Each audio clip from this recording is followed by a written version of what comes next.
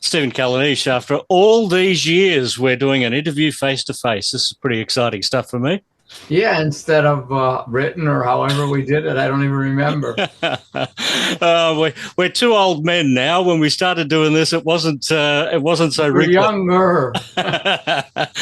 As Bob Dylan would say, I was so much older then, I'm younger than that now. Yeah.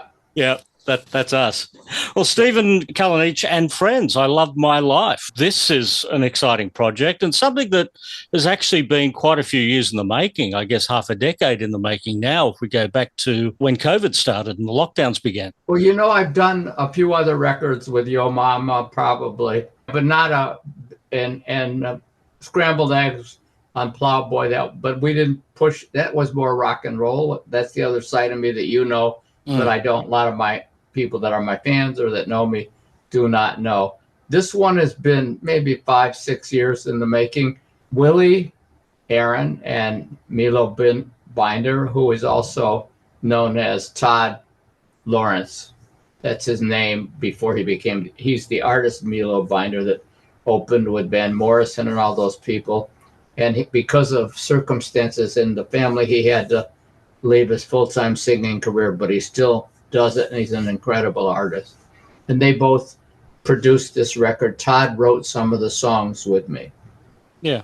Milo Binder had that incredible 1991 album, The Unspeakable Milo Binder. Yeah, unbelievable. Yeah. Which is one of the fascinating things I find in, peeling the layers off your story is that there is a whole other universe of music to discover, and hopefully through the course of this interview we'll put a few feelers out for people to be able to go and probably discover a few things that they weren't that familiar with that Stephen has been associated with over the years. This new album, I Love My Life, the poetry on this album, did this all come together for the record? Yeah, these are all new songs and new, and the part of the record that is like spoken, instead of doing pieces like I did with World of Peace, Todd, I'll call him Todd, Milo for you, whatever you want to call him, Milo, he came up with the idea, suggested it. I'd been doing them anyway. He said, let me go through them and pick the ones I think. So what we did is I let him do it. I let him choose the ones because there's just too many hundreds, thousands maybe to choose from. And I let him pick the ones. And so we'd have a song and he helped me with the melody and Willie helped with the production. And then I would do a spoken piece that he had picked, but we converted the video into audio. So usually you don't hear a conversation as a cut on an album. So there's those little poetic sections or spoken sections are not poems like World of Peace. That's one of the distinguishing factors. Well, I guess a World of Peace, that was the album that was recorded in, I think, around 1968, 1969, but wasn't released until 2008. Yeah, and then it was a vinyl in 2014 by Light in the Attic, too. So that was an album that you made with Brian Wilson. Was it a similar association with Brian as you had with Milo on this record? Well, Brian was more, it was a little different in the sense that Brian and I were together on this. Everyone gives me all the credit, but Brian was as much an advocate of peace as I was. And he wanted to help me. And he went against a lot of other people when they were on top commercially to work with a poet, probably pulling energy away from some of the things, but he was very encouraging, very supportive, an incredible man. When I listen to that record now, it's quite the masterpiece. Why was it just left unreleased for decades? Well, first of all, I lost it or I hid it in my closet or something when Brian gave me the master, and everyone thought it didn't really exist. They said that record doesn't exist. And then I pulled it out one day, and then I was at Brian and Marilyn's house. It's her new husband, Daniel Rutherford. And Matt from Light in the Attic was there, and they played it for him. And then he wanted to meet me, and he was the owner of Light in the Attic.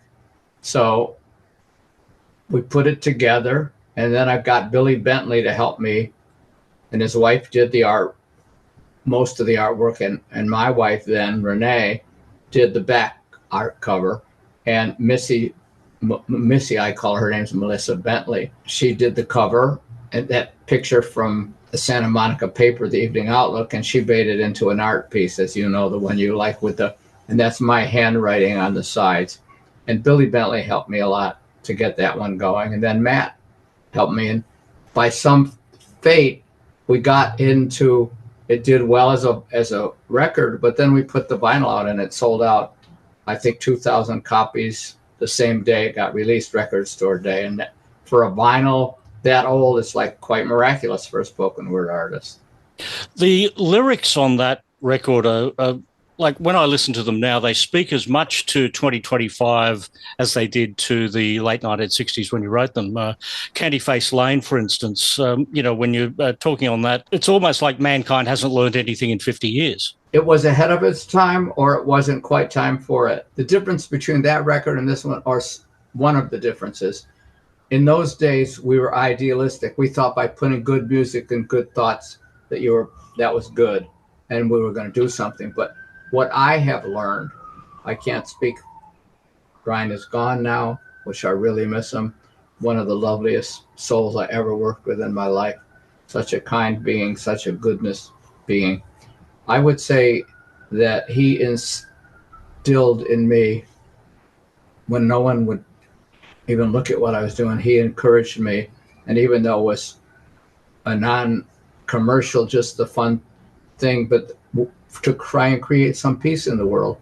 And he championed me, and he went to the heads of all the companies, and no one would commercially touch it in those days. And the words are still valid today. Candy Face Lane, all that. And maybe I would write it a little differently, but I don't mind leaving it in the crude form. It shows the development. But the real development, and it's the reason I think it's valid, is what I have learned. People say these two idealistic, or an idealistic poet. It's not real, like the rock and roll and like that.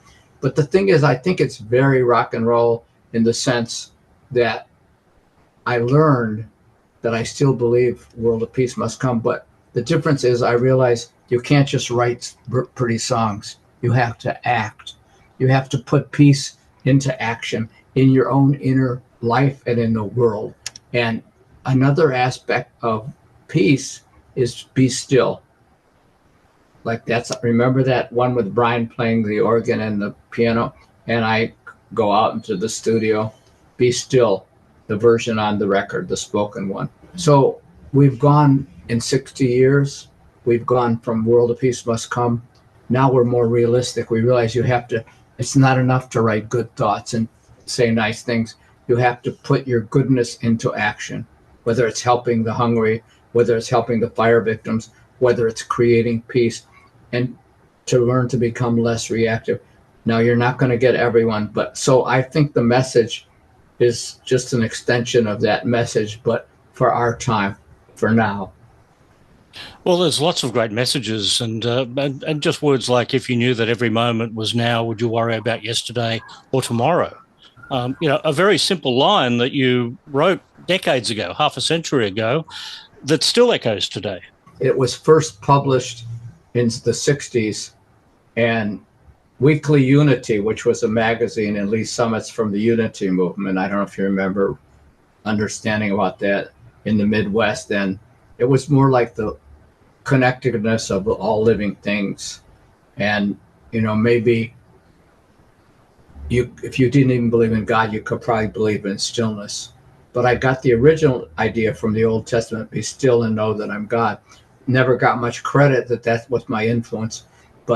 And then I wrote the song on the Friends album, Be Still, the shorter version, if you remember that, in 68, I think, or whenever that album came out for the Beach Boys. That was my first Beach Boy album with Dennis, but Brian wrote the bridge on Little Bird.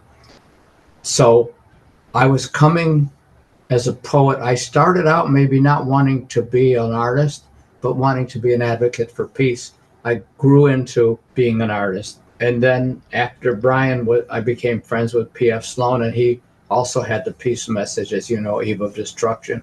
So that was an extension. But Brian was my main ingredient for World of Peace Must Come. There was also All I Want to Do. That was the B-side of I Can Hear Music. That's another level, almost the complete opposite of where you were going with the Beach Boys' Friends album. That was a real rocker that you did with Dennis. That was more similar to a Plastic Ono band than a Beach Boys. Yeah, as you know, I do a lot of rock and roll, but I didn't do it then. But I've done like duets with John Tiven, Steve Cropper, Brian May from Queen, where he played guitar, and Frank Black from the Pixies. I just have so many incredible partners. Joe Wizard also is a friend of mine that was going to do an album with me that did Earth, Wind, and Fire. So I've had so many different influences, and I've been fortunate enough. And some of them are real rockers. I like the one, I don't know if you heard the legendary, if you ever heard of it. I don't think it's very commercial, but it was fun. Whoppin' and Boppin' with Lucy Jones, which is on a bootleg or something, but now it's out. And that we had so much fun in the studio. Brian let me sing the lead. I'm no great singer, but I've subsequently done duets like with B.B. Buell and Becca Bramlett, Bonnie and Delaney's daughter, and just a lot of fun. And in Nashville, Steve Cropper did an instrumental of Little Bird. John Tiven co-produced my record in Nashville. Yeah, well, the Scrambled Eggs record, I guess you're talking about here, that's got so many great people on it. It sounded like it was a lot of fun just doing that record. It was great. Isn't it more of a rock and roll? Oh, yeah. Yeah. And we should do a shout out to John Tiven here because John has the Australian connection. He co-wrote Mr. Rain with Ian Moss from Cold Chisel, one of our great Australian legends in Australia. Yeah, John Tiven has produced some incredible albums too. Yeah. As you know, and he's good friends with Brian May and with Steve Cropper and a whole bunch of people. Let's talk about your relationship with Brian, because when I heard about the passing of Brian a couple of weeks ago, the first person I reached out to was you because of your close friendship. I just felt for you that day. It must have been such a difficult day. Did you have any idea of what was to come, or did it take you like it took us totally by surprise?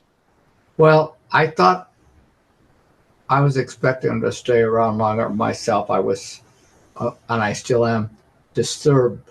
But the thing is, when I started working with Brian, it wasn't just a collaboration like some of the people he worked with. That I became friends with his first family, and then later his second, with Carney, with Wendy, with the grandkids, with Dennis's kids, Carl and Mikey, and with Carl's kids, Justin and Jonah, and with all the kids, I embraced them. These are still lifelong friends and still friends with me. I still keep in touch with them. So I would say Brian, he wasn't a perfect human, but he was the kindest, sweetest, encouraging, inspiring person that I worked with. But not just because of the music, but the way he really listened to my poems. He really would have me recite for people. Sometimes I felt like, he's going to grind music or something and I'd be reciting, but he just embraced me. He would take me to meet like Andy Paley or different people, or he'd take me to meet Harry Nielsen. It just was a beautiful, and then along the way to meet Van Dyke and Parks and all those different people. It was exciting, but him as a person, what he encouraged me is to be good as a person. And in his own way, he made me realize if I want to be a peace advocate, I can't spell it out exactly, but you have to live it too. You can't just write beautiful things and be a nasty person. It doesn't work. You can do that, but it's hypocritical. We all are part hypocritical at some level, but he taught me how to put into action, and he was the kindest, sweetest person and a lot of goodness within him. There also was the drive. And also, how he played the left hand of the piano. He could have the rhythm going. He had a lot of elements going. that combined like classical inspiration with new sensibilities. Well, that creative collaboration that you and Brian Wilson had together lasted decades as well. If it started off... Yeah, 60 years on and off. But Yeah, the thing is, we never stopped the friendship, even when I wasn't there as much when he first got remarried.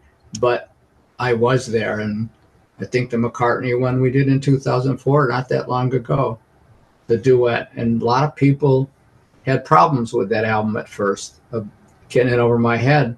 But Brian, when I wrote A Friend Like You, it wasn't about Paul McCartney and Brian. It was just about friendship, or could be God or something else. It was misinterpreted. So I said, Brian, you can dedicate it to him, but we didn't write it for him because we'd already written it, and then we got him to do it. Just that in itself, just because of the rock history that's involved with Paul McCartney and Brian Wilson together, with the Beach Boys doing Pet Sounds, the Beatles doing Sgt. Pepper, the whole connection of one being inspired by the other, then being inspired by the next, and then coming together all these decades later on a song that you wrote, A Friend Like You. That just must have been one of the highlights of your career. It's thrilling, but for me, those words are not corny. They're magical. Because could you imagine, it's not corny to have a friend that loves you, that can see you through all things, that understands you. A person must be really dark if they think that's corny. Now, is it always realistic? It may not always live up to what you expect, but a friend like you stand beside me. You have courage, you risk it all. You pick me up, and every time I fall, you inspire me. It's an inspired poem I got from, and he wrote the melody first on that one. I didn't. Usually I write the words, but I wrote those words to his melody. And I think it's getting better, each version. I got to meet from Three Dog Night, Danny and his wife had me one time. Brian brought me over for dinner. I'm not great friends with them, but I do love them. And he included me. He introduced me to Harry. They sat right next to him the first night I met him. And I met Van Dyke and all these great people, and Dr. John. And it was just like a pretty wild at the 94th Air Force Squadron. We had a night of wildness and fun. And Brian got on the bus with me. We sat next to Ringo.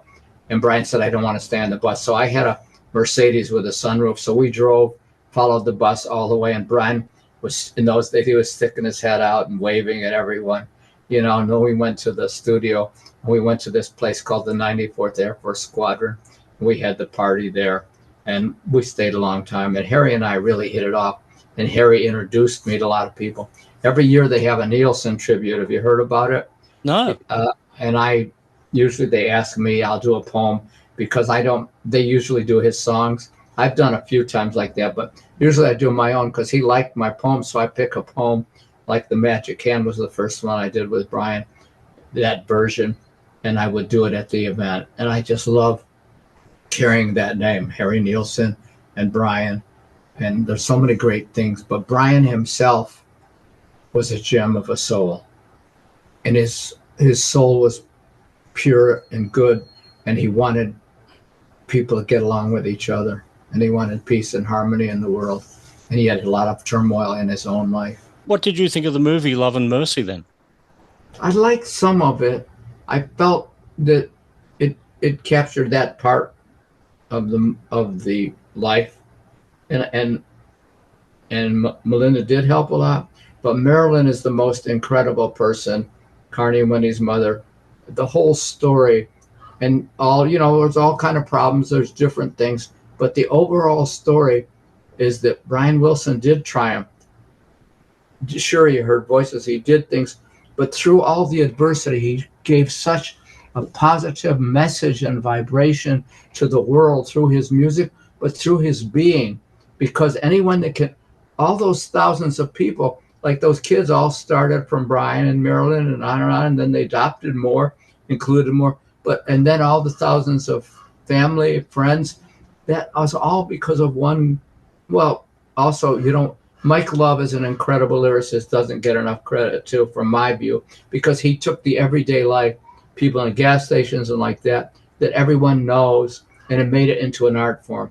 It's maybe as great as a great poet or something, he took the everyday life, the streets and motorcycles, and he also wrote that part musically. Round and round, get around. That's Mike Love. He did a lot of great things, and I'm really pleased for the whole thing. But Brian was the one for me, and everyone. Al, David, Marks. I just feel blessed with that whole group of people. What about your relationship with Dennis Wilson then? Because you had that beautiful song Rainbows that was on Pacific Ocean Blue. And also he wrote Be Still and Little Bird with me. True, yeah. I mean, and A Time to Live in Dreams. And My Love Lives On, which not even that known yet. My Love Lives On. You know that song. It was on the box set. When you feel down and life seems lost, I'll give you my soul, my very best. My love lives on, my love remains. What a better message when someone is gone, that my love lives on through death, through adversity. And I feel Brian, that's a lot about Brian too. And A Time to Live in Dreams. And Rainbows, that was Carl, Dennis, and I. Brian wasn't in on that one, but I was in the yard and I felt that lyric, the earth opens up its arms for me. I mean, when you think of some of that stuff for Beach Boys, it's different than the Surfing USA and all those kind of things, but it's still got a lot of soul and a lot of spirit, and life and love and light came alive, like in Little Bird up in a tree, looked down and sang a song to me of how it began. We were touching. If I could understand that one line, the trout in the shining brook gave a warm and loving look and told me not to worry about my life. That if I could understand those first two lines, I would know the whole universe. There's a new Brian in your life, Brian Daddario from Lemon Twigs. Oh, I love. And how are they going over there? They're sort of bubbling. They're one of those bands that, they need to come down here a few more times. I think they've been down here once or twice. I know both of them and their father. I did one song with father too. But I was so thrilled when Brian said, Stevie, I want to put a couple of your songs on my album. And he did the most beautiful job. He's the great. I'll send him this interview. He did the greatest job of putting a beautiful music to it. I'm thrilled to be even a small part. And they told me they recorded Little Bird when they were 10. I love them. They have a pure, they seem like they have good hearts and they're good people. A Song for Everyone and What You Are Is Beautiful are just two amazing tracks on Brian's solo album. I think they're fantastic. And Brian is a lovely young man, and I could do anything I can to support him and to encourage him. And his brother's incredible. And we've tried a little, but I would probably maybe one day write with him. He'd maybe be a little edgier in lyrics. Sometime I'll do it, but that's with my rock and roll stuff. But I haven't done it much. But once in a while, like Boppin' and Bop with Lucy Jones, something really fun. Is there much unreleased stuff that you did with Brian Wilson or Dennis Wilson or any of the Beach Boys that is still yet? Yeah, there's a lot of stuff that's not released and not complete even. Like I Don't Want Much, Just a Country or Two, and things like that. And will it be released? I don't know. And also I might have to get other people to help me to finish the melodies. I did one of Dennis's that I started with him, and Tiven helped me with develop the melody. And I think there's a lot. And also, besides Brian did the first Magic Hand, but I included the Magic Hand when I performed in Europe with the Galactic Symphonies, and Richard Durant put music to it. And also David Marks took If You Knew from that album and made somewhere there's a melody of him doing it. And I did an album with David Marks, who's an incredibly talented and loved Brian. And Brian and I would call him a lot. Brian and probably P.F. Sloan, the two greatest influences on my musical career. Oh, yeah, just knowing you all these years and how close you were to Brian Wilson, I totally understand and can feel. And I appreciate that you broke the McCartney duet in Australia, and I really appreciate that. That was a great caption. I forgot what you have, but it's something that captured people right away. I'll have to go back and have a look at what I wrote back then. Yeah, it was really good, and I like it. It went all around the world, and it was great. So the new album, I Love My Life, brings us into Stephen in his 80s, which is 83. 83. Nice But little. who's counting? I'm not. I hope I can make it. I've got great friends, and Willie and Todd on my album, and just a lot of great friends here. Joe Wizard. I have people that I've stayed friends with all these years. And Carney, again, I told you, Brian's daughters are lovely, and Wilson Phillips are so good too. And her daughter, Lola, who's Brian's granddaughter, and Leo, Wendy's son, they sang at this last get together where I got my award. I got an award for lifetime achievement the other night at the Beach Boy night, and I was really thrilled. And they did a little video with Brian May, and people surprised me. I could hardly talk. I was in tears, but I was really honored to be a small part. There's a lot of great writers and collaborators, Tony Asher and Van Dyke. There's a lot of. I feel fortunate that I was able to stay friends with everyone, and I love these people, and they helped me a lot in my life. Brian and I did a lot of funny things too, and like early morning walks where he'd call me 6 a.m. and say, "What are you doing?" I go, "Well, Brian, it's 6 a.m. I'm not doing anything right now." But he said, "I'll pick you up," and he'd come over and pick me up. And one time he took my jacket, which came up to his elbow, and he gave me one of his jackets one day, and he never returned mine, and I never returned his. It's still probably in my closet somewhere. So for me, it hangs over my sleeves, and like that. I treasure that. I would, that's like one of my great treasures, that I have his jacket, and he has mine, or somebody's got mine. Well, it's been a great career. You've given us so much pleasure over the decades. And Stephen, it's been my pleasure to talk to you here today at Noise 11. I love you, brother, and thank you so too. much. Thanks for this. Bye. Bye-bye.